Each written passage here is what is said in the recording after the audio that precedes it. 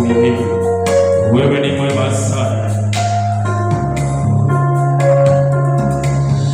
Wewe ni mwema, haulinganishwi. Wewe ni mwema, haufananishwi. Wewe ni mwema, Bwana.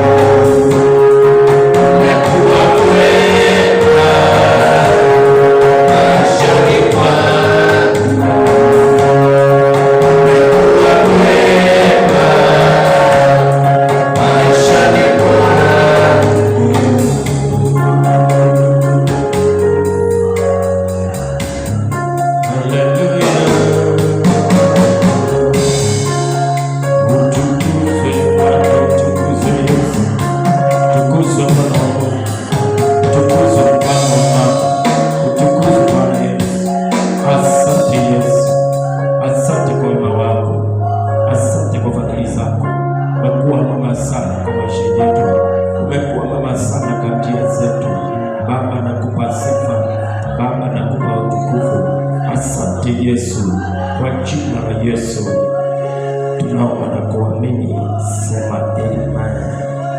Bwana Yesu, makofi mazuri. Haleluya. Basi umebarikiwa sana katika jina la Yesu. Unaweza kupata nafasi yako ya kuketi katika jina la Yesu, ikiwa ni Jumapili yetu ya pili ya mwaka mpya. Tunamshukuru Mungu kwa sababu ya mwaka mpya.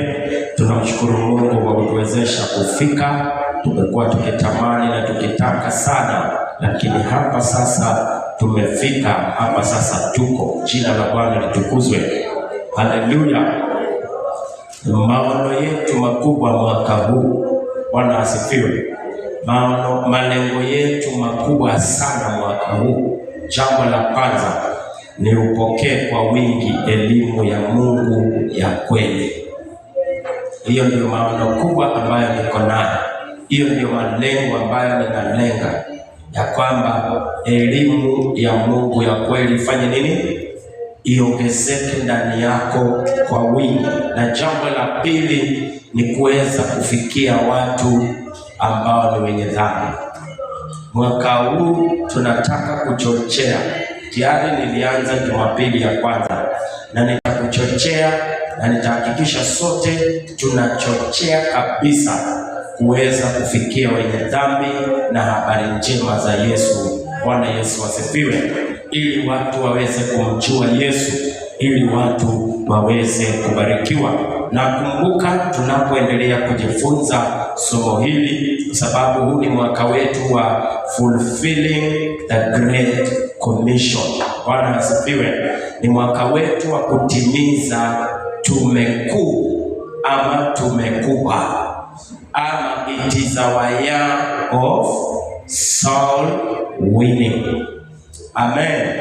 Winning souls for Jesus. Huu ni mwaka wetu wa kuweza kuhakikisha tunaongoza watu katika kumjua Yesu. Ni mwaka wetu wa kufikia. Ni mwaka wetu wa kuwaendea. Sema kuwaendea. Ni mwaka wa kuwaendea, kuwaambia kuhusu Yesu.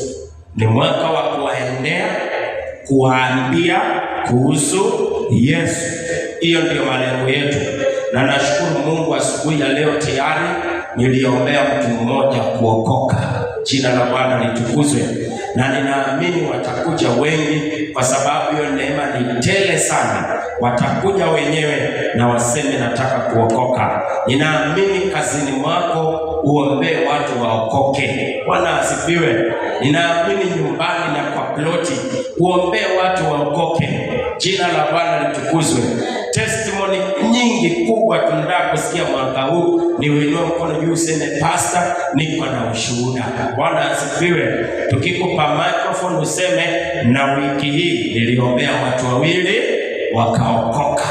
Na wiki hii pastor, leo nimekuja na watu wawili kanisani. Hizi ndio shuhuda ambazo tunazitaka sasa. Bwana asifiwe. Hizi ndio shuhuda ambazo tunazitaka, kwa sababu malengo yetu makubwa rasmi pia, wapendwa, ni kufikia watu waokoke. Ni kufikia watu wafanye nini? Waokoke. Hiyo ndio malengo. Na ninaamini Mungu nitakutia mafuta na nikuope kila mtu hakikishe anaambia watu habari za huyu Yesu. Bwana asifiwe. Hatuwaambii kuhusu kuzimu na hatuwaambii kuhusu hukumu. Tunawaambia kuhusu msamaha wa dhambi, tunawaambia kuhusu kuokoka, na tunawaambia kuhusu mbinguni. Hatuwaambii hiyo vitu vingine. Bwana asifiwe. Haleluya. Na Mungu atakubariki. Kwa hivyo mambo matatu ambayo tunasisitiza mwaka huu.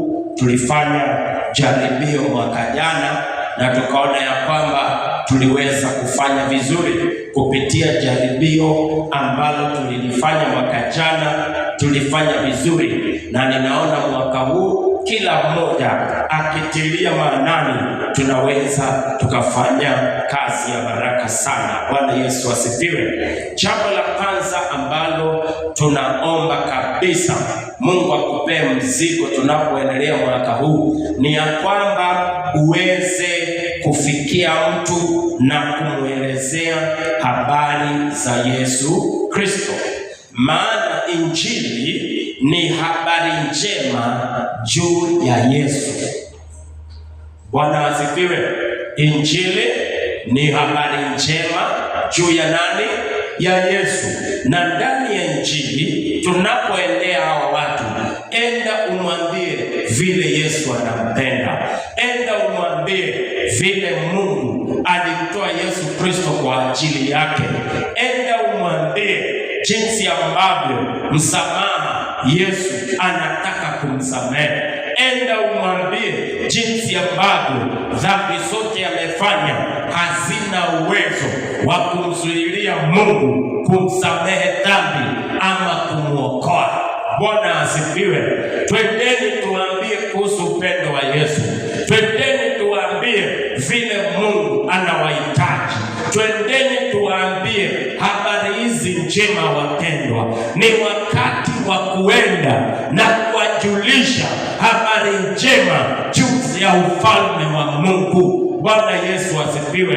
Kwa hiyo jambo la kwanza ambalo nakusihi mpendwa, na ninakuomba kabisa, maana hii ndio majukumu ambao Mungu ametupatia mwaka huu. Tafadhali fikishia mtu habari njema juu ya Yesu. Ambia mtu habari hizi njema juu za Yesu. Bwana Yesu asifiwe. Na jambo la pili ambalo pia tunataka kufanya mwaka huu, na ninakusihi kabisa wengine ufanye, ni kuweza kuwafuata wale ambao walikuwa wanaenda kanisa sasa hawaendi. Tunahitaji kukuwa na mpango juu ya watu ambao walikuwa wanaenda kanisani lakini sasa hawaendi. Ni vizuri pia kukuwa na mpangilio kwa ajili ya hao watu. Tuko na watu walikwazwa makanisani kwa njia moja ama nyingine, mtu akasema kanisa siendi. Tuko na mtu alitoka tauni nyingine akakuja hapa, tangu akuja hapa aende kanisa. Pia wapendwa, tunapaswa kuwaombea na kuwafuata wale ambao sasa waliachana na ushirika. Kumbuka kuna nguvu sana katika ushirika. Waibrania 10:24 na kuendelea inasema, na tusiwache tabia ya kukutana pamoja. Kwa hivyo jambo lingine, wa Zaburi 133, tazama jinsi ilivyo vyema na ya kupendeza wandugu wanapokaa pamoja kwa umoja. Hapo Mungu anaamrisha baraka zake. Mambo mengi yanatendeka pale. Inapendeza wakati wapendwa wanapokuja pamoja. Tunahitaji kuja pamoja kumwabudu. Tunahitaji kuja pamoja kutiana moyo. Tunakuja pamoja ili imani zetu ziweze kuchengeka. Tunakuja pamoja ili tufunzwe neno. Yohana 8:31, Yesu akasema kwa Wayahudi waliomwamini, mkikaa katika neno langu mmekuwa wanafunzi wangu kweli kweli, nanyi mtaifahamu kweli, nayo kweli itawaweka huru. Wapendwa, katika mafundisho, hapo ndipo kweli inajulikana. Ninaongea kuhusu sababu za kuwafuata waliokuwa wanaenda sasa hawaendi, waliokuwa wanaenda ushirika sasa hawaendi. Tunawafuata kwa sababu tunahitaji kufunzwa neno la Mungu. Tunawafuata kwa sababu wanahitaji kufunzwa neno la Mungu ili imani yao ikaweze kuendelea, ili wakaweze kukua katika kumjua Yesu. Tunahitaji kukutana. Ni maandiko kwa sisi kukutana. Kwa hivyo si vizuri tunaseme unajua kanisa ni roho ya mtu. Hiyo ni maandiko ya wenye dhambi. Hiyo ni watu wasiyemjua Mungu ndio wanajua hiyo chapter inayosema kanisa ni roho ya mtu. Hiyo ni chapter yao. Hiyo chapter yuko kwa Biblia. Bwana asifiwe. Hata nisipoenda kanisani, mimi roho yangu, Mungu anajua roho yangu, nitatoa fungu la 10 kwa masikini na matajiri. Hizi vitu unazitoa wapi? Bwana asifiwe. Kataa kufunzwa na kuhubiriwa na mtu ambaye bado hajaingia ndani ya Yesu. Kwa hivyo sababu ya kuwafuata ni kwa sababu tunajua umuhimu ya wapendwa kukaa pamoja. Mengi kwa Biblia inaongea kuhusu walikuwa pamoja, wakakutana kwa nyumba ya fulani, wakakutana pamoja. Hakuna vile maisha ya wokovu itaendelea kwa wewe kukaa kwa nyumba. Na kumbuka mpendwa, kusikiliza injili na simu, kusikiliza injili na TV, hiyo sio ushirika. Na Biblia inaongea kuhusu ushirika. Ushirika ni wewe ukuje na mimi nikuje. Hiyo ndio Mungu anaongea kuhusu. Bwana Yesu asifiwe. Kwa hivyo nakuambia kwa nini tunahitaji kuwafuata, tuwatie moyo, tuambie sasa unaweza ukaenda kanisani. Tuambie ya kwamba hata kama ulikwazwa kwa ile kanisa, kuna ile kanisa. Bwana asifiwe. Hata kama ulikwazwa kwa ile kanisa na unaona kabisa huwezi rudi kwa hiyo kanisa, tunakutia moyo. Kuna kanisa ingine, malengo yetu tunataka uende katika ushirika, maana ni baraka katika jina la Yesu. Na jambo la tatu ni kualika watu. Tunapaswa kualika watu kanisani. Sijui kwa wiki, sijui kama wewe huwa unachukua muda wa kualika watu kanisani. Tuko na cult moja iko hapa Kericho na wanafanya bidii sana, wanatumia invitation. Hawa watu ni wazuri kwa kualika watu. Kuna cult ambayo inaendelea Kericho, kana spread polepole. Hao hawakutani kwa jengo eti kanisa, hao wanakutana kwa manyumba za watu. Na kitu kubwa wanafanya, hawakuambii uungane na wao, wanakuambia tu tunakualika uhudhurie mafundisho. Nani akialikwa mahali atakataa kwenda? Hajakwambia kuja ungane na sisi, amekwambia fanya nini? Kuja tu, tunakualika tu siku moja. Na hivyo ndio wanajua ukija wanapanda mbele. Ningeliomba kukutia moyo hata na wewe mpendwa, ni wakati wa sisi pia tuamke, tualike watu katika ibada zetu. Bwana asifiwe. Na katika ibada hatuchagui wa kualika, tunaalika yeyote.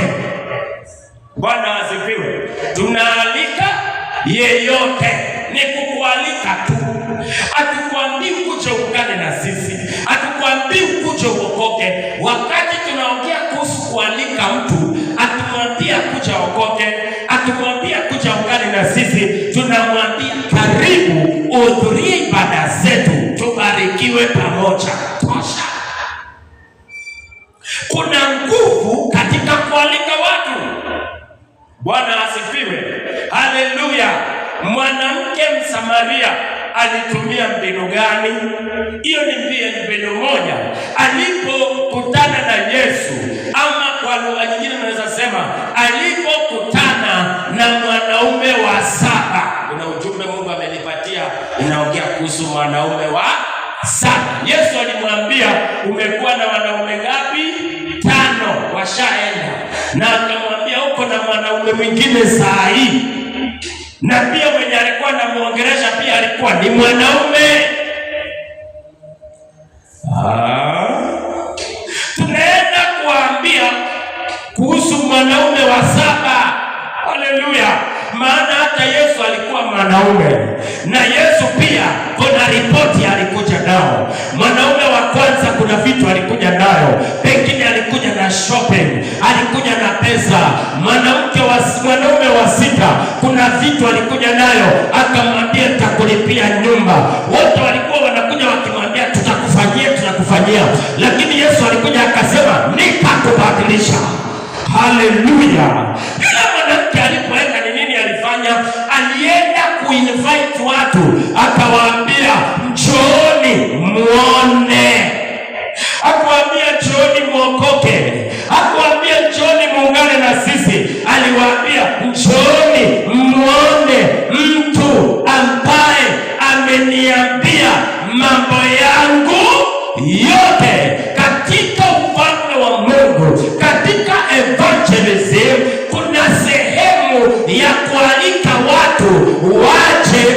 wasikie, waje waone. Bwana asifiwe. Bwana asifiwe. Kuna sehemu ya kualika watu, na huyu mwanamke aliwaalika. Bwana Yesu asifiwe. Akawaambia njooni muone, na mwaka huu nataka ualike mtu, umwambie njoo uhudhurie ibada zetu za Jumapili, njoo tubarikiwe pamoja. Alika mwenye dhambi, alika mwenye ameokoka, alika ni wa dini gani, alika ni wa wapi. Mwaliko ni wa kila mtu. Ukisoma Matthew 22, Bwana asifiwe. Ukisoma Matthew 22 utapata inaongea kuhusu nini? Enendeni basi kila mahali, mwalike kila mtu mwenye mtapatana na yeye, mkaribishe. Bwana Yesu asifiwe. Haleluya. Kwa hivyo wapendwa, ni vizuri mwaka huu tukaribishe watu. Karibisha watu. Sijui kwa nini makanisa ambayo ni cut ndiye anakuwa na nguvu sana ya kualika watu kwa hizo mafundisho za uongo. Cut ndio wako na nguvu. Ambieni na kukaribisha, tutakuwa na mkutano na kukaribisha. Watu wako na hiyo moyo sana. Wapendwa, si hata sisi tuchukueni hiyo moyo wa Kristo. Tukaribisheni watu katika jina la Yesu. Sema amen. Jambo lingine ambalo tunasonga mbele ni kwamba katika kutimiza tume kuu, katika kutimiza na kutii amri hii ya Yesu, kuna vitu vitatu ambavyo tunahitaji, ambavyo tutakuwa tukifanya ili watu waokoke, ili wale ambao wamelala waamke. Biblia kuna vile inaongea kuhusu mmoja atakayerejesha wale ambao wamepotea. Bwana Yesu asifiwe. Ili tukaweze kutimiza kuwafuata wale ambao wamelegea, wale ambao wamerudi nyuma, kuwafuata, kwenda kuwahubiria wenye dhambi na kualika watu, tunahitaji mambo kadhaa. Jambo la kwanza, tunahitaji maombi. Tunahitaji nini? Tunahitaji nini? Evangelism inaanzia kwa maombi. Evangelism inaanzia kwa maombi. Kushuhudia juu ya Yesu inaanzia kwa maombi, kwa sababu haya ni mambo ya kiroho, na mambo ya ufalme wa Mungu mengi tunaanzia kwa maombi. Kwa nini? Maandiko inasema mkabidhi Bwana mipangilio yako, naye atakufanikisha. Na yeye atafanya nini? Atakufanikisha. Hebu tusome kitabu cha Yohana 17 pale 20, tusikie na tubarikiwe. Kitabu cha Yohana 17:20. Wala si hao tu ninao waombea. Huyu ni Yesu anaomba, na hii ndiyo sala ya Bwana. The Lord's Prayer inapatikana kwa John 17, sio Luke 11. Luke 11 sio, hiyo ni upande wetu, ni sisi tunaambiwa jinsi ya kuomba. Lakini John 17 ni Yesu anaomba, lakini Luke 11 ni Yesu anafunza watu jinsi ya kuomba. Kwa hivyo hii ndiyo sala ya Bwana ama maombi ya Yesu. Anasema wala si hao tu ni waombeao, lakini na wale watakao niamini kwa sababu ya neno lao. So kunaona Yesu anaombea mpaka wale ambao bado hawajaamini, wale ambao ni wenye dhambi. Yesu anawaombea mpaka wale ambao wataamini. Hawa ni watu ambao hawajaokoka.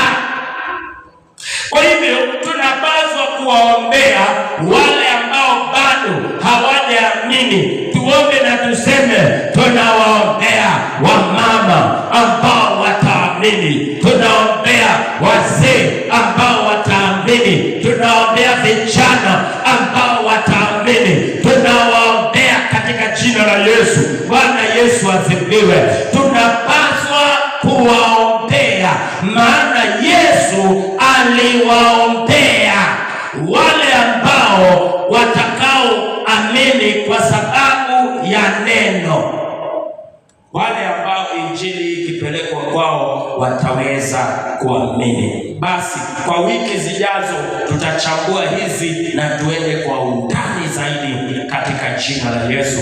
Jambo la pili ambalo linahitajika ili tukaweze kutimiza the Great Commission, inahitajika action. Sema action ama matendo. Ya kwanza tumeona ni nini inahitajika? Maombi. Baada ya kuomba, enda. Baada ya kuomba, enda. Baada ya kuomba, enda. Hatuwezi tukakaa hapa tukaomba watu waokoke na tuendelee kukaa hapa hawataokoka. Bwana asifiwe.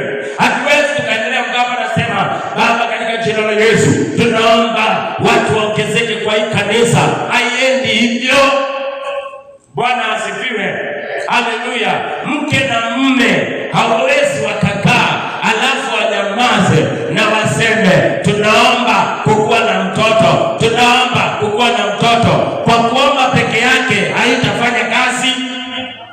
Haitafanya kazi. Baada ya kuomba, sema matendo. Ukianza kumwambia mwaka huu, baada ya kuomba chukua hatua. Nasema mwaka huu, baada ya kuomba chukua hatua. Baada ya kuombea biashara yako chukua hatua. Baada ya kuombea maisha yako chukua hatua. Baada ya kuombea jamii yako chukua hatua. Mwaka huu chochote utaombea, ukimaliza kuomba chukua hatua. Kenye kinasababisha tunafeli sana wapendwa, ni kwa sababu tunaomba sana na hatuchukui hatua. Hata maandiko yanasema imani bila matendo imekufa. Ukimaliza kuamini chukua hatua ya imani. Ukimaliza kuamini chukua hatua ya imani. Mwaka huu katika jina la Yesu ninaomba ujawe na matendo. Mwaka huu katika jina la Yesu ninaomba ujawe na matendo. Hawezi ukakaa ukasema Baba, ninaomba nibadilishie biashara yangu. Badilisha biashara yangu na ukae, haitawaka. Baada ya kuomba chukua hatua. Kwa hivyo kuhusiana na uinjilisti, baada ya kuwaombea, hatua ya pili ni matendo. Tuwaendee. Baada ya kuomba tuwaendee. Baada ya kuomba ongelesha mtu kuhusu Yesu. Hakuna vile tutakaa hapa tuseme kanisa itajaa kwa maombi. Maombi haijazi kanisa. Maombi haijazi kanisa. Baada ya kuomba, kumbuka bado tunahitaji nini? Hatuwezi acha maombi, lakini tunakamilisha. Baada ya kuomba pia tunafanya nini? Tunachukua hatua. Bwana Yesu asifiwe. Bwana Yesu asifiwe. Tunajua ya kwamba upako inaleta watu. Leadership inaweka watu. Unajua si upako inaweka watu church? Hello, upako inafanya nini? Inaleta. Miujiza inafanya nini? Inaleta. Lakini tunahitaji structure ya leadership, ndio sasa inafanya nini? Inaweka watu kanisani. So hii mambo ya Mungu imejawa na matendo. Mambo ya Mungu imejawa na nini? Nitafutie Mkristo ambaye amejawa na maombi na matendo, utampata anaoperate kiufalme vizuri katika jina la Yesu.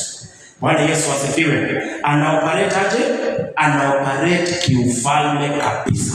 Kwa hivyo mwaka huu tutaomba hapa sana, na kila siku asubuhi tunaomba, na tutaomba wamama waongezeke, tutaomba wazee waongezeke, tutaomba vijana waongezeke, na pia tutakuwa na mikakati ya kuhakikisha pia tunawaendea. Tutakuwa pia na mikakati ya kufanya nini? Ya kuhakikisha tunafanya nini?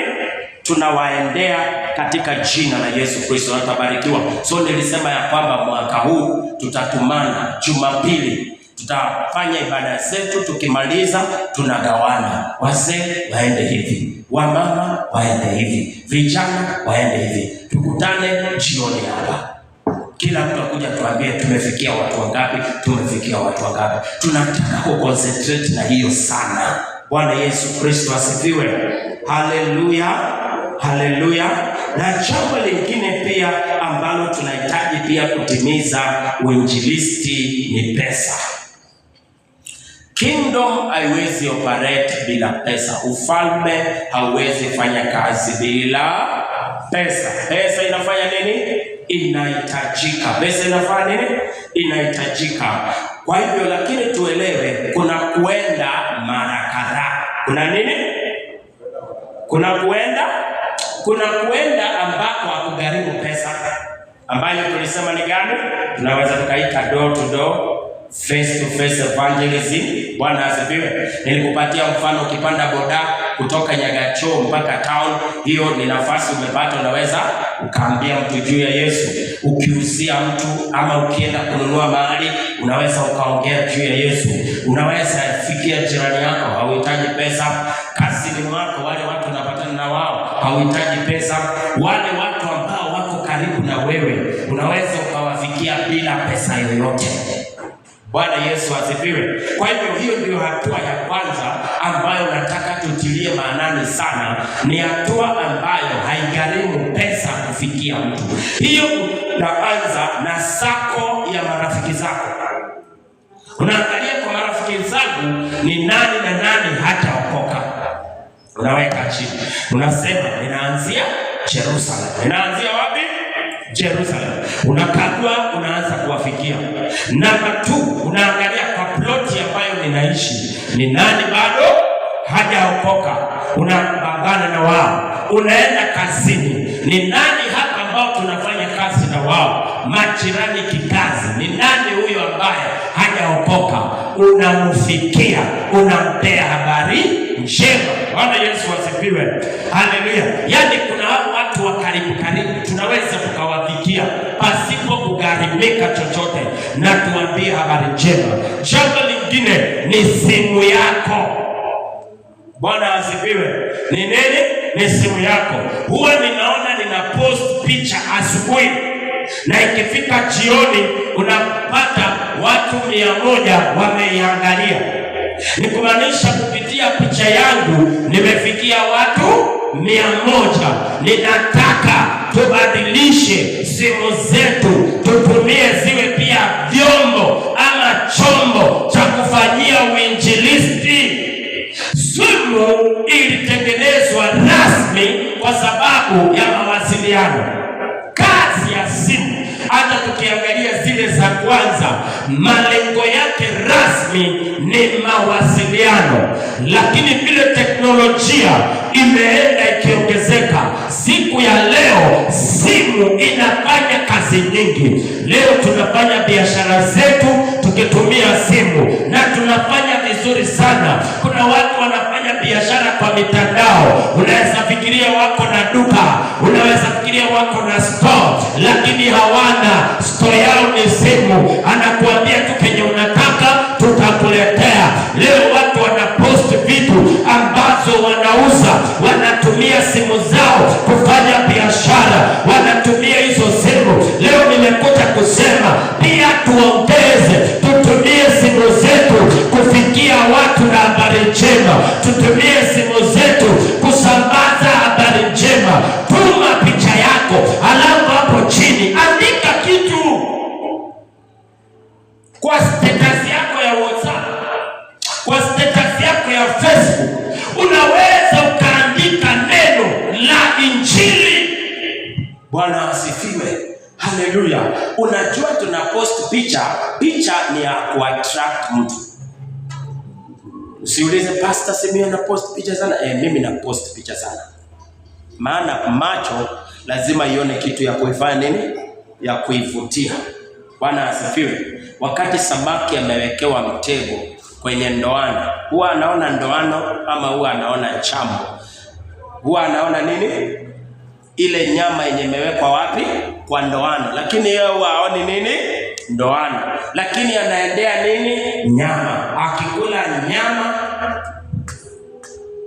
mwenye ndoano anapata chakula. Na hivyo ndio tunafanya. Chukua picha yako nzuri sana, tuma picha yako, alafu chini andika message. Kenye kitafutia mtu ni kuona picha yako. Alafu akienda angalia picha yako anapata kuna message. Wewe unafikiria ni watu wangapi wananiambia ninawabariki sana kwa status yangu ya WhatsApp? Wewe unajua ni watu wangapi wananiongelesha? Wewe unajua ni watu wangapi wananifuatilia? Mpaka wanasema nataka kufanya kazi na wewe. Nimekufuatilia.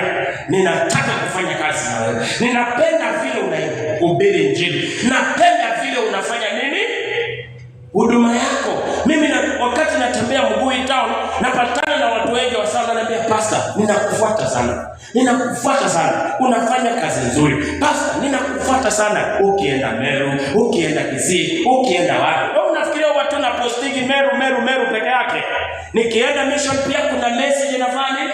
Nina post na inajenga mtu.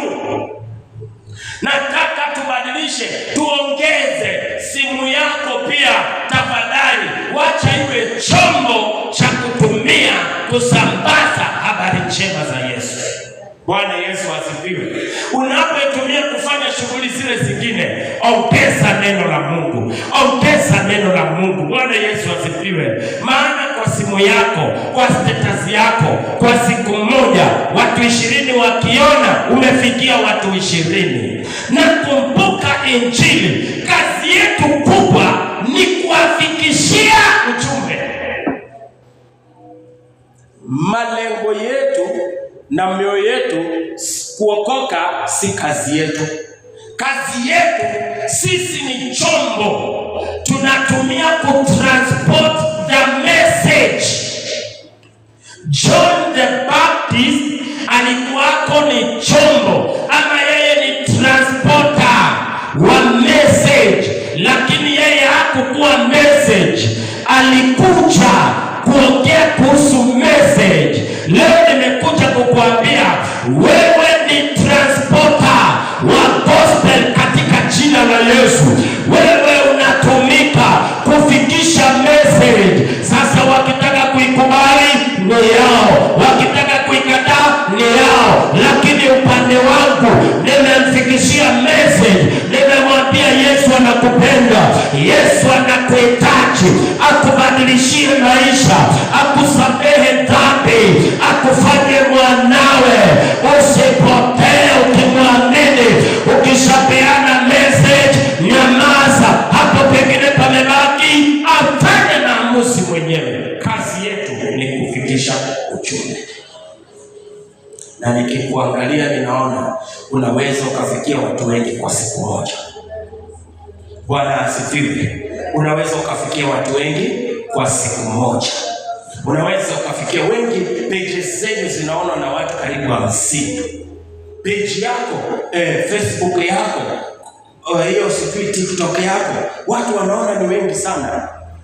Na unajua tumie hiyo nafasi nzuri, wacha tu kufurahia views zenye unapata. Angalia ya kwamba every view ni message nimeifikishia. Amepokea message, amejua Yesu anampenda.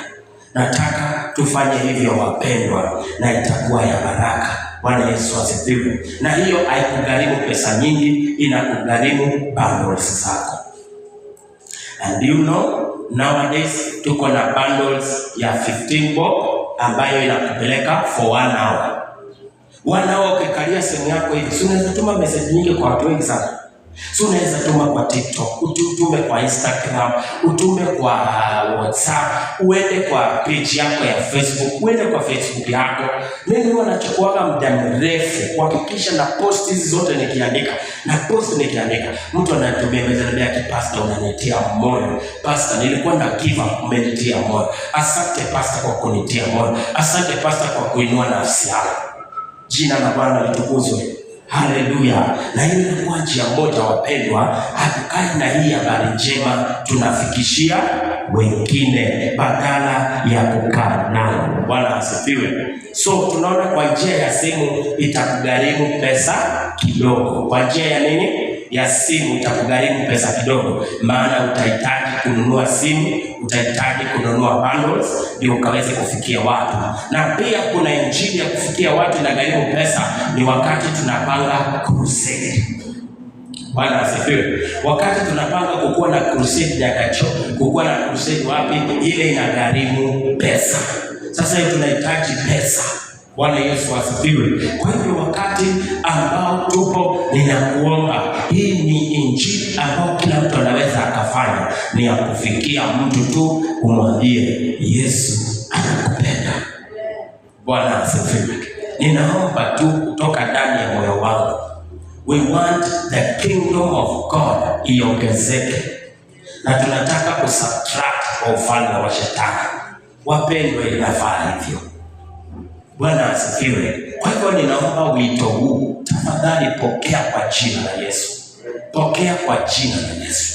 Na nilisema kwa jina la Yesu, kwa mwaka mmoja nataka uniletee watu 12 peke yake.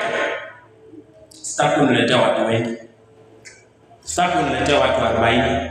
Sitaki uniletee mwaka mzima, si siku nyingi sana. Si unaweza fikia watu wengi sana? Kwa mwaka mzima, si unaweza fikia watu wengi sana? Siku 335 hizo ni siku nyingi sana. Lakini mimi sitaki hao wote. Mimi nataka tu kwa mwaka moja. Nataka hapa kila mtu, maana hii ndio tutachochea.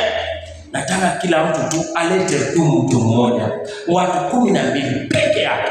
Hii inamaanisha kwa mwezi, wapendwa, tukiamua tuchukue mwito huu, kwa mwezi unaweza ukaleta mtu mmoja. Unaweza katika jina la Yesu. Ukameza kumwambia unaweza. Ukameza kumwambia unaweza. Na wewe mjibu mwambie, ninayaweza mambo yote kupitia Kristo Yesu anayenitia nguvu. Sema haleluya. Nasema tunaweza kwa jina la Yesu. Kanisa tunaweza katika jina la Yesu. Wamama mnaweza katika jina la Yesu. Wazee mnaweza katika jina la Yesu. Vijana mnaweza katika jina la Yesu. Tafuta tu mtu mmoja, pambana na huyo mmoja kwa mwezi mzima. Hata usipopambana na watu wengi, pambana na mmoja peke yake. Uhakikishe ameokoka. Ukifunga mwezi, wakati unamwambia Mungu asante kwa kazi, unamwambia Mungu hata kwa ufalme wako nimeleta mtu mmoja. Haleluya. Wakati unafanya biashara yako, unapata faida, haiandikwi kwa kitabu cha uzima. Wakati unafanya vitu mingi dunia hii, haiandikwi katika kitabu cha uzima. Lakini Yesu ako na kitabu cha matendo, cha kuandika matendo ya kiroho, na matendo moja ya kiroho ambayo nataka ukuwe nayo. Kitabu chako kiandikwe ni kwamba niliombea mtu akaokoka, niliongoza mtu kanisani, miaka yake yote hatawaenda kanisani, lakini mimi nilimwambia ende kanisani. Alikuwa ameokoka, nikamwambia okoke, maana imeandikwa, kuna furaha mbele za malaika wa Bwana wakati mwenye dhambi mmoja anatubu na kuokoka. Hata niombee mtu afufuke, mbinguni watu hawatafurahia, malaika hawatafurahia. Hata niombee kiwete atembee, watu watafurahia hapa duniani, marafiki zake watafurahia hapa duniani, wanaomjua watafurahia hapa duniani, kanisa itafurahi, mimi nitafurahi. Lakini mbinguni hawafurahi mtu akifufuka, hawafurahi kiwete akitembea. Mbinguni inafurahi wakati mtu anaokoka. Wapendwa, unaweza ukafurisha mbingu. Geukia mwenzako mwambie unaweza ukafurahisha mbingu. Nasema geukia mwenzako mwambie unaweza ukafurahisha mbingu. Wewe unaweza ukasababisha shughuli za heaven zote zifanye nini? Zisimame, washangilie na wafurahie, maana kuna mtu umeombea okoke. Si lazima uniletee okoke. Si tunataka tu aokoke. Akiokoka, akikubali kuokoka hapo hapo, ili na yeye. Ukiona sawa ulete mimi muombe, hakuna shida. Lakini wapendwa, ninawaomba pokea mzigo. Ninawaomba pokea mzigo. Ninawaomba tu katika jina la Yesu. Hii ni njia moja rahisi ambayo haitatugharimu pesa. Nilikuambia tukipanga tufanye crusade pale Nyagacho, tutapeana karibu miezi 2 ama mwezi mzima ya kukusanya nini? Pesa. maana sasa tunahitaji budget. Tunahitaji kulipa NEMA, kuweka posters. Kuweka posta moja size ya A4 sijui ni shilingi 6. Tutaweka posta zingapi? Kale kadogo wewe unaona natoa ni shilingi 3. Tutatoa ngapi? Hiyo ni pesa ngapi? Kuweka bana ni pesa. Tutatoa pesa ngapi? Kwenda kwa redio tunahitaji kutangaza ni pesa. Ni pesa. Kunitangazia tu dakika kidogo tu inahitaji shilingi 3,000. Hiyo ni pesa. Kwenda kuchukua hiyo kiwanja nahitaji shilingi 10,000. Nahitaji shilingi ngapi? 10,000 nichukue kiwanja. Nipate permit ya kuweza kufanya mkutano hapo. Kubeba hii machuma iende pale nahitaji gari, hiyo ni pesa. Kutoa vyombo hapa iende pale nahitaji pesa. Na kwa sababu tukiweka hii mkutano pale, hatuwezi weka vyombo tukitoaga, tunahitaji polisi 2 kila usiku, hiyo ni shilingi 2,000 kila usiku. Na tunafanya mkutano siku 4, tunahitaji like 200,000 kufanya mkutano. Out of that 200,000, watu 20, watu 100 waokoke. Parliamentary tunaweza tukafanya uinjilisti pasipo kutumia pesa, ikiwa wewe utakubali kutii vile Roho anafanya. Ikiwa wewe utakubali kutii vile Mungu anasema.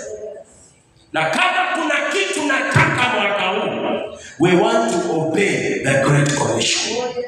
We want to obey the Great Commission. We want to fulfill the Great Commission. Hiyo ndio ninataka tufanye. Na let me tell you, evangelism iko na faida nyingi sana kwa kanisa. Bwana Yesu asifiwe. Haleluya. Haleluya. Bwana asifiwe. Tukimbie kitabu cha Exodus chapter 1. Tuangalie kwa nini ni sehemu ya maombi. Kwa nini sehemu ya maombi ni ya maana? Kwa nini sehemu ya maombi ni ya maana? That's why we want next week to have a powerful week of prayer and fasting. And every month tutakuwa tukifunga, sio kwa sababu ya kutajirika, sio kwa sababu ya nini, tutafunga na kuomba kwa sababu ya watu kuokoka. Yeah. Na tutakuwa tunaenda for 7 good days kwa sababu tu ya mtu aokoke. Kwa sababu tu ya mtu aokoke. Kwa sababu tu ya mama aokoke. Unajua nikwambie, piga hesabu hizi. Kuokoka zipo faida za kiroho kwa ule mtu na pia zipo faida kwa watu wengi. Wacha nikupe hizo alafu tusome kitabu cha Kutoka. Faida ya kwanza, yule mtu akiokoka, uharibifu wa mwili wake una stop mara moja. Tunajua kuna baadhi ya raha za ulimwengu zinazoharibu our physical body. Uvutaji wa sigara, si atawacha sigara? Akiwacha sigara, mwili yake inaanza faidika ama ifaidike? Si atawacha pombe, mwili yake itafaidika ama ifaidike? So kuna vitu zenye huwa anajihusisha kufanya akiokoka. Hizo vitu anawacha. Kama alikuwa mwizi, kama alikuwa muuaji, kama alikuwa anafanya mabaya, si mara moja anawacha kufanya hizo vitu zote. Na tayari mwili wake unafaidika na hiyo wokovu. Na watu wanafikiria kuokoka kunatupea faida ya kiroho peke yake. Ziko faida nyingi. Mimi kuna watu na kukutanaga nao, na kuna mmoja nilipatana nao juzi tukienda Baraka nikiwa na wenzangu. Yeye ndiye akashout, Bishop Simiu, huyu ni classmate yangu. Akaniita classmate yake mpaka nikaona aibu. Niliona aibu maana ningemwangalia na uniangalie. Atufanani. Atufanye nini? Sijui alikongwa, meno imetoka, anakaa mchafu na ni mtu mkubwa, amepitisha miaka 40. Mpaka wale nilikuwa na wao wakashangaa. Nafikiri wakaona kweli kukaa kwa Yesu ni afadhali. Maana ulimwengu umemharibu na ulevi, ameharibika sana na ulevi. Mwili wangu haujaharibiwa. Kwa hivyo pia mwili wangu unafaidika wakati ninaokoka. Maana kuna vitu sitafanya. Nambari ya pili, jamii ama familia inafaidika. Zile pesa zilikuwa zinaenda kwa ulevi, zile pesa zilikuwa zinapotelea kwa ulevi. Bwana Yesu asifiwe. Watoto walikuwa wana huzuni na baba yao. Kila mara baba akiingia kwa nyumba, watu wanakuwa na hofu. Akiokoka, hata watoto watafurahia baba yao, hata mke atafurahia mume wake. Haleluya, haleluya. Kama alikuwa naiba, atawacha kuiba, atakuwa wa maana hata kwa jamii yake. Wazazi watafurahia wakisikia ameokoka. Sasa ameacha bangi, sasa ameacha pombe, sasa ameacha usherati, sasa ameacha hii. Wazazi watafurahia. Wakati mtu anaokoka, ni watu wengi wanafaidika. Bibi alikuwa anaitiagiwa bwana kila siku, analala kwa mtaro kila siku usiku, hata ujui atafika ama atafika. Watoto walikuwa wanaona aibu na mzazi mlevi. Hiyo yote inaondoka. Leo nimekuja kukuambia, ukienda ubiri mtu aokoke, utatoa aibu kwa hiyo familia. Utasimamisha uharibifu ya mwili ya mtu na atakuwa sawa. Unaona faida zenye pia watu walio karibu naye wanafanya nini? Wanapata. Wapendwa, kuna watu wako na makazi mazuri, hakuna kitu wamefanya. Ulevi ndio imekula pesa zao. Akiokoka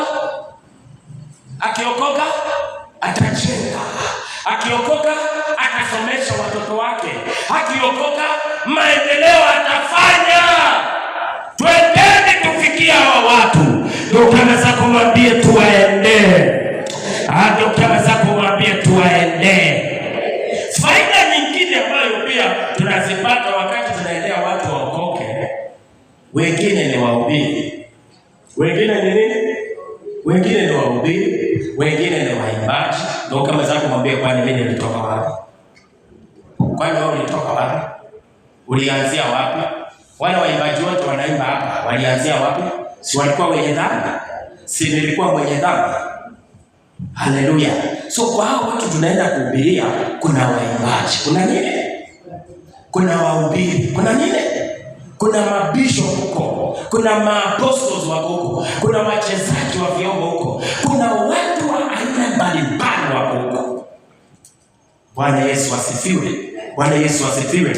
Na nilikwambia kitu ya maana tena, hakuna kitu mzuri kama mtu ambaye umleta kwa nyumba ya Mungu na akashika na akaanza kufanya vitu kwa nyumba ya Mungu. Ukimwangalia hivi, nafikiri roho yako inafurahi sana.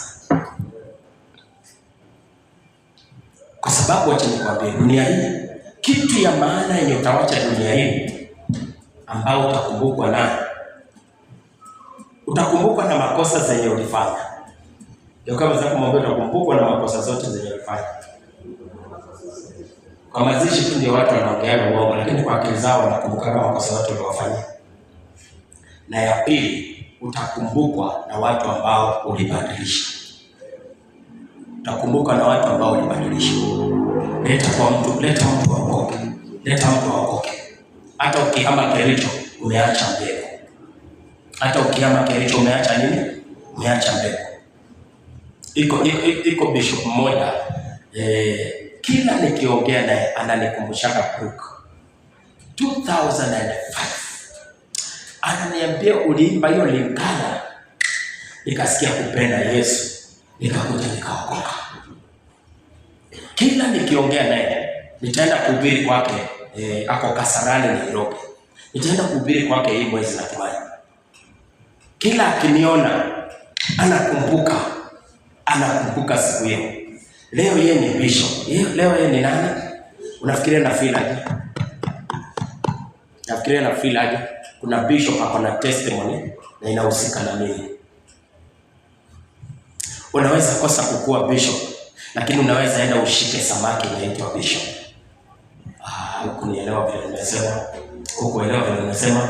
Unaweza kosa kukua pastor, lakini unaweza zaa pastor. Mama yangu si pastor. Baba yangu hakuwa pastor, baba yangu alikuwa mlevi wa Tusker. Mama yangu alikuwa tu ni mwombaji. Lakini wao wawili wamezaa nani? Si iko pastor hapa. Ndio kama sasa kumwambia si lazima ukuwe pastor uzae pastor. Haleluya. Unaweza kukuwa tu mshirika wa kawaida, lakini ukaenda ukaombea mtu, ukaombea apostol, kumbe kuna kipawa cha apostol ndani yake. Wewe nilikuambia hii na nazidi kukumbusha, mwenye aliniongoza kwa Yesu. Mwenye aliniongoza kwa Yesu. Akiniangalia leo, mtu wa kwanza ambaye ninashukuru sana alinisukuma kwa Yesu ni mama. Tulikuwa tunachapwa kwenda kanisani, nakumbuka tukiwa wadogo. Hii kanisa hapa juu naita Full Gospel Matobo, hapo St. Leonard. Nimeenda hapo kwa hiyo kanisa Sunday. Tukitoaga tulikuwa tunapewa peni, tunagawana ndururu na kwenda kutoa sadaka. Number 2, ule mama alikuwa pale akatufunza. Sasa hivi ni pastor hapa Nyakacho. Mmoja alinifundisha sana. Hakuna kanisa hapo kwa soko, kama watu wanajua soko. Kama unajua mtu anaitwa Olwei, wangapi wanajua mjadala anaitwa Olwei? Namjua. Bibi yake alinifundisha sana. Yule mzee alikuwa mwezi mkubwa sana Kericho. Sasa ni pastor. Sometimes tunaenda ushirika ya pastor, tunaenda kwa. Nafikiria kiniangalia naona gani. Anaambia watu, huu kijana nilifundisha sana. Huyo mama anakuwa proud sana. Wakati nitaudeniwa kuwa bishop, let me tell you, nitakuletea watu walinifundisha kuanzia Sunday school. Kuanzia chini mpaka kwa kuniodea. Hakuna mtu hata mmoja sitakuleta. Wale watu walinifundisha nikiwa mdogo, nikiwa kwa teenager, nikiwa kwa youth. Hao watu wote wako. Nitawaleta wote mpaka wale sasa wamenitia mafuta. Mpaka mahali mimi nitakuwekea lineup. Nikwambie huyu alinifundisha kwa hii level. Huyu alinifundisha kwa hii level. Huyu alinifundisha kwa hii level. Nikuletee background yangu ya ufalme wa Mungu. It's still there. Nikuletee mpaka mtu alinibatiza. Nafikiri nikuletee 2018 kwa conference yetu ule mhubiri nileta hapa. Huyo ndiye alinibatiza. Wewe unafikiria rahisi aje? Akisema hivi wakati nyinyi mnaenda da mimi ndio nilibatiza na yeye. Mimi ndio nilibatiza. Unafikiria rahisi aje? Kuna watu nafikiria wakiniona kwa Facebook vile ninazunguka, ninaenda, ninarudi, nina nini. Unafikiria wanahisi aje? Wanasema Mungu utukuzwe. Mungu utukuzwe. Kila nikiongea na Bishop Musili, anasema tu unatufurahisha kijana yangu, tunafurahia. Ananifuata kunifuata hivi. Mtu aliniona nikivaa kinyasa. Mtu aliniona makamasi kitiririka hivi. Mtu aliniona nikiwa kadogo. Sasa ndio yeye ananiona. Kenya alikuwa ananisukumia nifanye. Kenya alikuwa anahubiri tufanye. Sasa hii aniambia nifanye, ananiona ninaenda. Ananiona ninaenda. Ameniambia ninaenda. Ananiona ninaenda. Kila mara nikiongea na wao, ananiambia tukikuangalia mioyo yetu inafurahi. Tukikuangalia tunasema enyewe tumefanya kazi. Hivi sasa amenipangia mkutano mkubwa. Yeye ako na so many branches. Wacha mimi niko na practice, nafanya practice. Ako na so many branches. Mapastors wake wengine ni machief, wengine ni managers. Ako na watu wazito. Ameniambia nataka ukuje uwafunze. Nataka ukuje ufunze hawa watumishi wao. Just imagine. Sasa yeye anataka akae chini, anione nikifunza mapastors wake. Na kila nikiombea kwake akishika microphone anasema kuzaa ni mzuri. Hivyo ndio bibi yake anasema kila sana. Kuzaa ni mzuri. Kuzaa ni mzuri. Kuna mtu ako proud sana na mimi. Kuna mtu akiniona anasemaga kuna injili nimefanya dunia. Hata Mungu nikipumzika kuna kazi nimefanya. Ni nini nakupea? Nakupatia nini? Mfano. Ya kwamba kuna mtu utaenda uhubiria huko. Kumbe umehubiria mhubiri mkubwa. Kumbe umehubiria mwimbaji mkubwa. Kesho unakaa kwa nyumba yako na kuona kwa TV yake. Alafu anaambiwa tuelezee historia yako vile uliokoka. Hapo ndio wewe unakuja. Ukianza kumwambia hapo ndio mimi nakuchia. Siongee na mtu hii mwaka ni nini? Ndio ukianza kumwambia hapo ndio mimi nakuchia. Hii safari yako ilianzia wapi? Ilianzia na nani? Na wewe. Anasema nilikuwa nimeenda kununua mboga. Nilikuwa nimembeba na bodaboda. Akanihubiria TV kabla hujafika TV. Je, wajua jina yako inafaa kukutangulia kule unaenda kabla hujafika? Jina yako inafaa kukutangulia. Ni baraka kutanguliwa na jina yako. Alafu ndio ufike kusema, oh, kumbe ni wewe. Yeye ni mimi. Haleluya. Niko tu hapa kukuencourage kwamba unaweza ukaongelesha mtu juu ya Yesu. Roho ya uoga na ikataa ndani mwako. Na kataa ya uoga. Na sikiliza, wakati unaenda kuhubiria watu, kama zangu mwambia kupanda mbele Biblia. Ambie usiwahi enda kuhubiria watu na Biblia. Kama zangu mwambia wacha. Watakutoroka. Watafanya? Takuonea mbali wale una Biblia na unawaelewa wanafanya? Si watajua unataka kuhubiria. Shetani atawaambia torokeni. Tunaenda tu na scriptures. Tunachukua tu scripture kamoja peke yake. Unaenda ongea na yeye. Hiyo inatosha. Bwana asifiwe. Haleluya. Sisi tunaweza kukram moja. John 3:16. Wangapi wanaijua? John 3:16. Si hapo ni mahali pazuri pa kuanzia. Kwa maana jinsi Mungu alikupenda wewe. Hapana kumwambia Mungu alipenda ulimwengu. Usimwambie Mungu alipenda nini? Ulimwengu. Tutakuja kumfunza akishakuja chatu ndio tutamfunza ulimwengu ni nani. Lakini sasa hivi tunamwambia kwa maana jinsi Mungu alikupenda wewe. Na kwa sababu ya kukupenda wewe akamtoa mwanae wa pekee Yesu Kristo. Jaribu hata kumwambia vile wewe ni wa maana mbele za Mungu. Mpaka Mungu anatoa ile mtoto wake kwa sababu ya wewe. Wewe ndio unajichukulia si wa maana. Wewe ndio unajiona bure, lakini Mungu anakuona wewe ni wa maana. Na kwa sababu ya Mungu kukuona wewe ni wa maana, ndiye amemtoa Yesu Kristo. Bwana asifiwe. Haleluya. Ili ukimwamini ukifanya nini? Mungu anataka tu muamini. Namuuliza, kuamini Mungu ni vibaya? Kuamini Mungu ni vibaya? Mungu anataka ufanye aje? Anataka tu muamini peke yake. Ili ukimwamini, namba 3, usipotee. Je, ungelipenda kupotea? Unamwambia watu wanapotea wapi? Kuzimu. Watu wanapotelea wapi? Kuzimu. Na pia maisha ya dhambi inapoteza watu. Inapoteza watu. Bwana Yesu asifiwe. Unaanza kumwelezea vile maisha ya dhambi imepoteza watu kwa sababu ya dhambi. Unamwelezea hizo, lakini anasema ukimwamini hautapotea. Unaona watu wameokoka, hawajapotea, wamepatikana. Bwana Yesu asifiwe. Sipo namna hiyo. Unamalizia unamwambia, ungelipenda nikuambie? Anasema ambia twende kazi. Si lazima apige magoti. Ndio kama nataka kumwambia pia si lazima apige magoti. Unajua wewe sasa unataka kuleta hizo zote. Lazima apige magoti. Si lazima pia apige magoti. Maana kwa kazi yako atapigaje magoti? Sio ni aibu. Si ataangaliwa na kila mtu. Lakini akiweza piga magoti, sawa. Lakini si lazima apige. Kitu ya maana hapo unahitaji ni moyo na mdomo. Moyo? Kwa moyo si umehakikisha ameamini, peleka yeye akili. Mwambie sema Bwana Yesu. Hata si lazima inue mkono juu.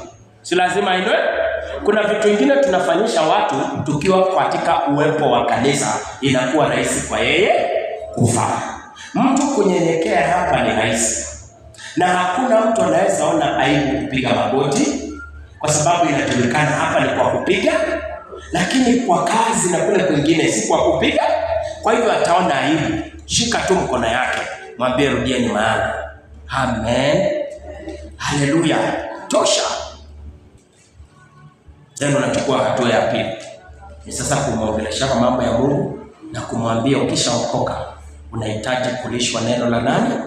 La Mungu. Unaishi wapi? Unakaa wapi? Nitakuwa ninahakikisha na kufikisha kanisani. Hata kama boda yake ni 50 bob kwa mwezi, ni pesa ngapi? Kila Sunday, unaweza amua Sunday za kwanza bado anatamba. Unaweza kumsaidia kabla ashike life. Unaweza amua for the 3 months mlipe yake fare. Ambia nitakuwa nakutumia nini? Fare. Ambia chukua boda kuja na ukifika church mimi nalipa. Alafu jioni pia unamwambia ile 50 ya nini? Boda. Uhakikishe kwa Sunday unatumia 100. hiyo 100 unaweka msingi kwa mtu. Unaweka nini? Msingi kwa mtu. Baada ya miezi 3 si atakuwa ameshika laini hapo. Si atajua kujileta na boda. Si atajua kujileta na boda. Kesho unakaa hivi unaona anakuja sasa peke yake. Then una make friendship na yeye. Unaona kama unaweza kumtembelea. Unahakikisha unampigia simu, unamjulia hali. Hiyo peke yake kwa mwezi mmoja. Unafikiria tuwezi weka mtu hapa? Unafikiria tuwezi weka mtu hapa? Si tunaweza. Mavuno kwa sauti, mavuno watendaji kazi. Passion yetu ni wina sasa hivi. Mavuno watendaji kazi ni wavivu. Watendaji kazi ni wavivu. Mwaka jana yote mpaka leo. Hata kama mtu mmoja uliombea wako. Na wako ama hawako? Wako. Kwa hiyo shida iko wapi? Mfanyakazi ndio nini? Ni mvivu. Amuka kwa jina la Yesu. Amuka. Amuka. Na mimi nitatembelea wengine kazini mwenu, maana najua kazini mwenu mko na watu. Nikuje niwaambie hizi habari pia. Bwana asifiwe. Wapendwa, tufanyeni hivyo. Kama tuko watu wazima 100, watu wazima 100. Maana nataka kutoa viti, nijaribu kufit viti 100 hapa ndani. Then kwa mwezi tutakuwa tunatoa hizo viti. Kama tuko watu 100 wapendwa, kwa mwezi tumeleta watu ngapi? Kama tuko watu 100, kwa mwezi tumeleta watu wangapi? Watu 100 wanaleta watu ngapi? Si mali ni kidogo wapendwa. Si mali ni kidogo wapendwa. Faida ya kanisa kufanya uinjilisti. Wacha nikupe. Maana ninaposoma kitabu cha Exodus, nataka nikuonyesha kwa nini shetani anapigana kabisa na kanisa lisifanye lisiongezeke. Faida hizi andika. Sinikupea faida za mtu binafsi. Ongea na mimi. Sinikupea faida za mtu binafsi. Tukasema kama ni mlevi, faida ya kwanza uharibifu wa mwili wake unafanya nini? Unawacha. Unaona faida ya pili, jamii yake inafanya nini? Inafaidika. Faida ya tatu tukaona mke wake anafanya nini? Anafaidika. Ama mume wake anafanya nini? Anafaidika. Hizo ni faida za mtu kuokoka ambazo tunaziona hapa duniani. Wale wanaitanishwa na yeye wanakuwa sawa. Mimi kuna watu nimedili na wao hapa, mzazi wao akisikia ameokoka anasema, "Kai Mungu tukuzwe." Kwa sababu anajua vile ameokoka amewacha. Wapendwa, kuna wamama wanahangaika na watoto wao. Na jinsi ya kutoa hii mahangaiko kwa mioyo yao wa mama ni kuenda kuhubiria kijana aokoke. Maana akiokoka anawacha. Tuko na wazee wanasumbua, tuko na watoto wanasumbua makwao. Ule mtu akiokoka usumbufu anafanya nini? Mpaka kuokoka kwa mtu, mpaka jamii mzima inasema tangu aokoke. Nikupea ushuhuda na mtu mpendwa mmoja tuko naye kwa kanisa. Alikuwa anajulikana na mume wake, yeye ni wrong number. Najua kuna wamama wengine wanapitana na waume zao, si ndio? Najua naye mwanamke akiwa wrong number, wazee wanaogopa hiyo.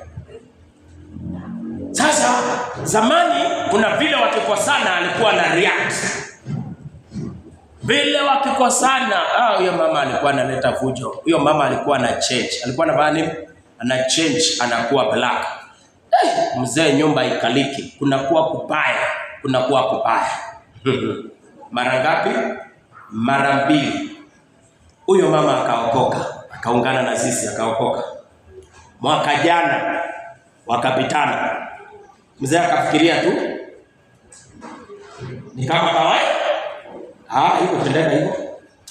Mama alitokeze tofauti. Hakufanya vile alikuwa anafanya zamani. Tena mzee tena wakapitana. Wakikosana vile mama alikuwa anafanya sivyo sasa anatulia.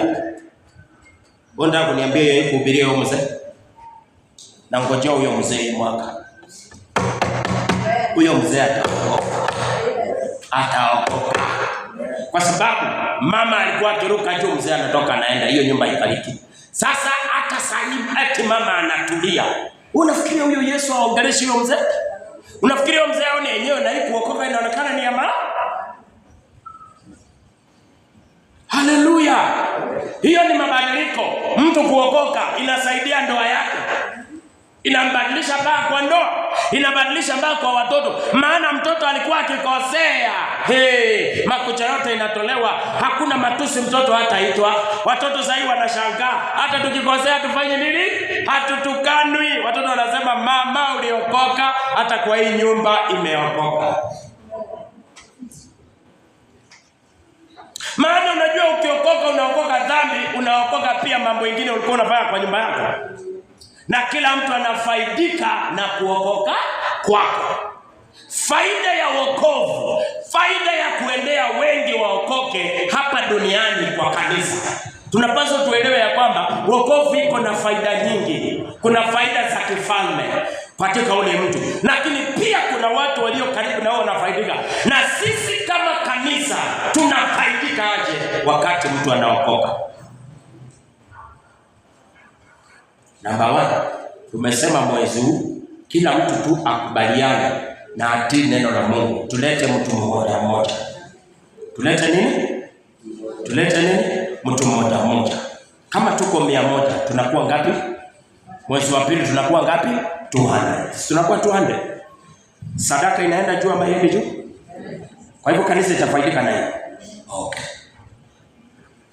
Project manager alikuwa akitaka shilingi 1500, anatafuta watu 50. Sasa wengine wakiongezeka atatafuta 50 kweli? Si sasa pia nguvu inaongezeka ya watu wengi. Sasa utapata kwamba if we need 50,000, kama tukiwa watu 100 tulikuwa tunaitafuta na miezi miwili. Wakiongezeka tutaitafuta na mwezi. Sijui kama mnaona hizi ni vitu ambazo ni real. So kwa project za kanisa utapata ya kwamba mzigo unafanya nini? Unapungua. Unajua kuna kanisa wakikaa chini wakiwa na project ya 1 million wanaifanya na 1 Sunday. Wanaambia kila mtu how many? Is it 1,000? Members 1,000. Wanaambia Sunday kila mtu akuja na 1,000. Sunday hiyo ni 1 million tuko nayo. Iko harambee tumefanya.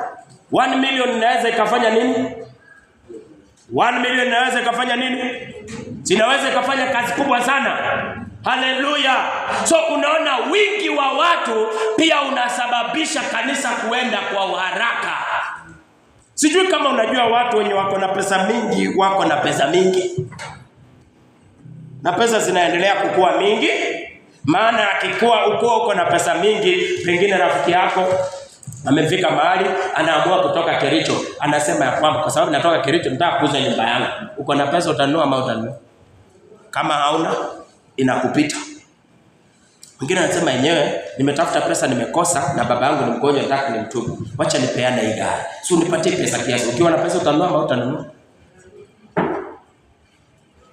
Na ndio maana kwa uinjilisti, fulfilling the Great Commission, prayer and fasting is needed. Prayer and fasting is needed. Why? Shetani hataki kanisa liongezeke.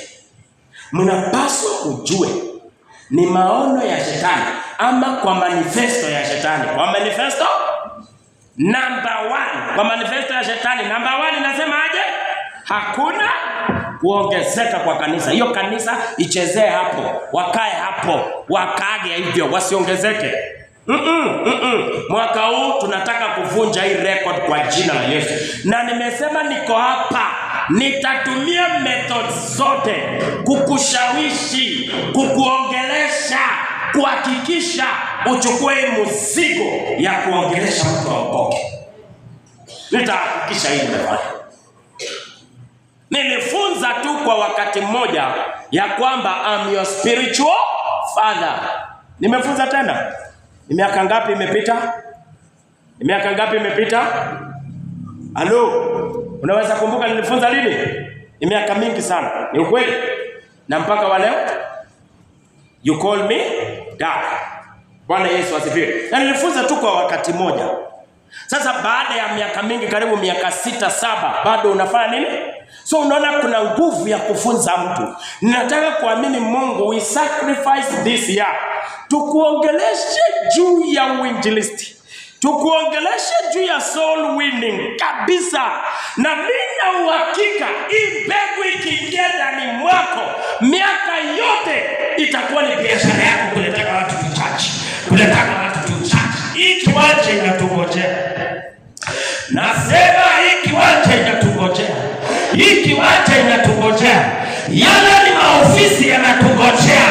Ile ni ofisi. Unajua ile atajengwa nini ile? Unajua kwa nini haiendelee wewe? Zile ni ofisi za winners. Unajua kwa nini yamezeeka hayatolewi? Unajua kwa nini hayatolewi? Yanatuchungia. Yanatuchungia ya magari. Yanatuchungia hapa. Na sisi ni hatujafanya kenye kitatusaidia kuenda pale. Ni sisi tuende. Unajua kwa nini niliinua hii kanisa juu sana? Mwawe jiuliza ni kwa nini? Na kwa nini nikaweka chuma?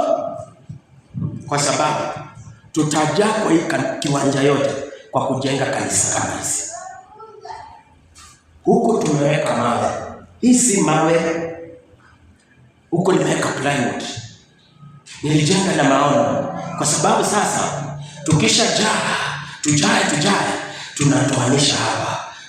Tunatoa hii chuma yote, hii dirisha. Tunaipeleka huko mwisho. Kanisa lingine linainuliwa hivyo. Tunaenda hivi tu tukienda. Tunaenda hivi tu tukienda. Tunajenga hizi, tunafikisha juu, tunamaliza, tunaanza hivi, tunaanza hivi, tunaanza hivi. Tunapaswa kujenga 4 na pale 4. 8 zinatosha. Na hizo zote 8 nikisimama hapa juu natosha wote kuniona. Unajua kwa nini nilijenga kubwa hivi? Unajua kwa nini niliinua juu sana? Kwa sababu the more utakuwa juu sana, ndio aliye kwa ile kwa juu anaweza akaniona. Hata mtu akikaa kwa ile ghorofa chini, nikisimama hapa ataniona vizuri sana. Na ndio maana niliinua, nilijenga na maono ya kesho. Sikujenga na leo. Hii kanisa itajengwa na leo. Imejengwa na maono ya kesho. Na leo nimekuja kufunza mwaka huu ya kwamba ili hiyo maono itimie, tunahitaji kuomba na tunahitaji tuamke,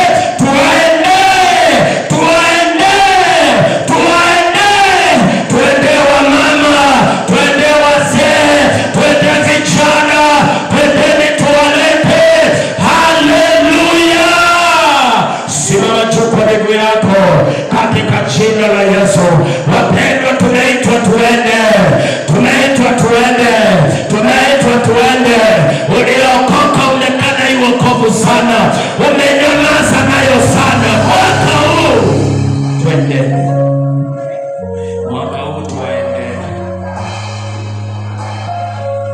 Nataka bibi ya mtu akuje anishukuru kwa kuongoza bwana yake aokoke.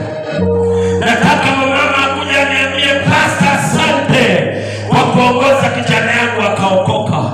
Maana tangu aokoke jamii imetulia. Tangu aokoke wizi imepungua. Tutapunguza wizi kwa itaona kwa kuwaendea. Tutapunguza ukahaba kwa kuwaendea. Nakataa kulalamika mwaka huu. Nakataa kunung'unika mwaka huu. Nakataa kulalamika na wenye dhambi. Na waendea.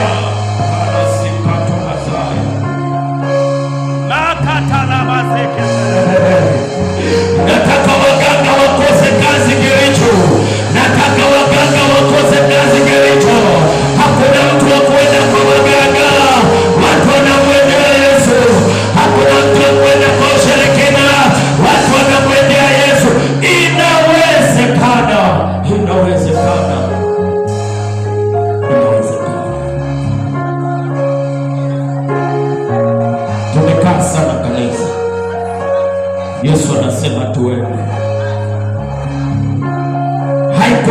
chochote kuambia mtu Yesu anampenda. Haikugharimu chochote kukaribisha mtu kanisani. Haikugharimu chochote kufuata mtu aliyeanguka. Haikugharimu chochote. Ndio mikono yako leo nataka ujiombe. Nataka ujiombe. Mwambie Baba, nataka kutii the Great Commission. Nataka kutii sauti yako, umesema niende. Nataka kutii. Nataka kutii. Kila mmoja ombe maisha yake. Kila mmoja ombe maisha yake. Mwambie Bwana, kwa kipindi kirefu sijatii sauti yako ya kwenda. Kwa kipindi kirefu sijatii sauti yako, lakini nimekuja mwaka huu nataka kutii sauti yako. Lakini nimekuja mwaka huu nataka kutii sauti yako. Naombea maisha yangu, ninaomba kwa ajili ya kutii. Mungu anataka utii. Mungu anataka utii.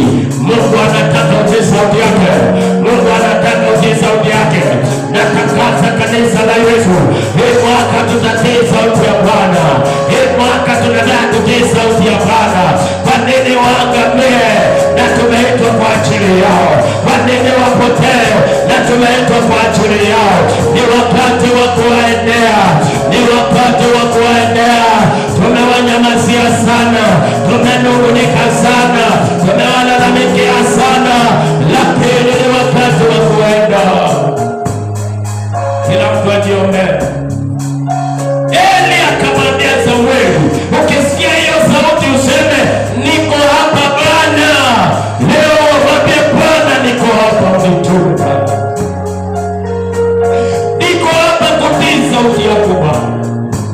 Niko hapa kutii sauti yako Bwana.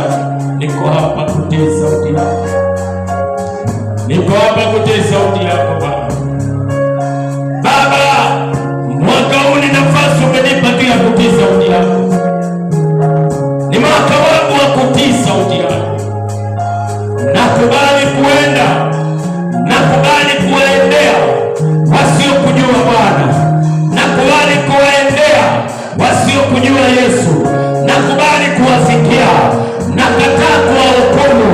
Nakataa kuwadharau. Nakataa kuwalalamikia.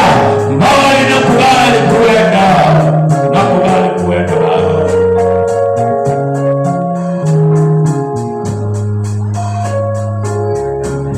Nimekubali Bwana. Nimekubali Bwana. Nimekubali Bwana. Tawala maisha yangu Bwana. Nimekubali Bwana. Nimekubali Bwana. Tawala maisha yangu. Nimekubali.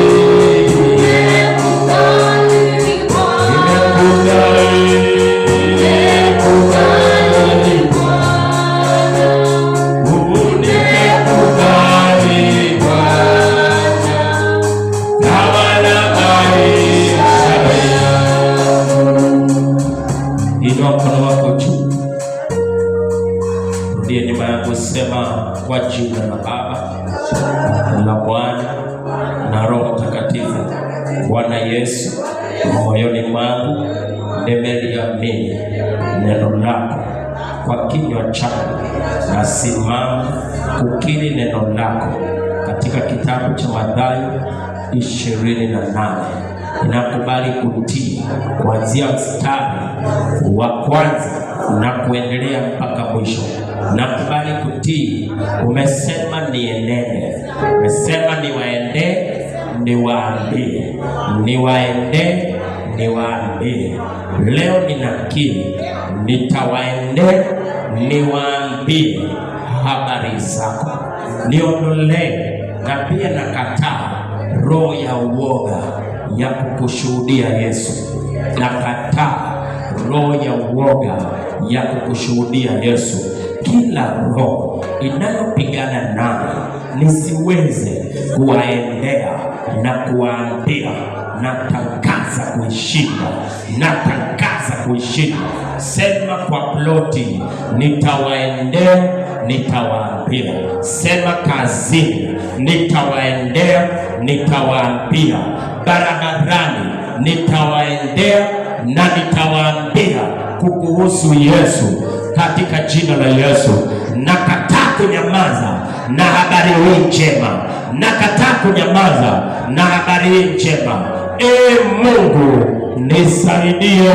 Sema amen, sema amen. Basi mtazamaji wangu, barikiwe sana popote ulipo. Tumeshukuru sana kuwa pamoja na wewe. Jina la Bwana litukuzwe na jina la Bwana liinuliwe. Mungu akubariki na kutende mema. Kama hujashare video hii, hakikisha umeshare ili ukaweze kuwa baraka kwa wengine katika jina la Yesu. Ninaitwa Apostle PMC, Voice of Fire wa kanisa la Winner Celebration Center hapa Kericho, a fellowship where everybody is somebody. Ninakukaribisha katika ibada zetu through online na pia hapa physically, kuja tubarikiwe pamoja. Kumbuka huu ni mwaka wetu wa kuwaendea na kuwaambia juu ya Yesu. Mungu akubariki tena, tukutane nawe baadaye. Tupatie Yesu makofi mazuri. Nilikufunza kuwaendea kunamaanisha nini?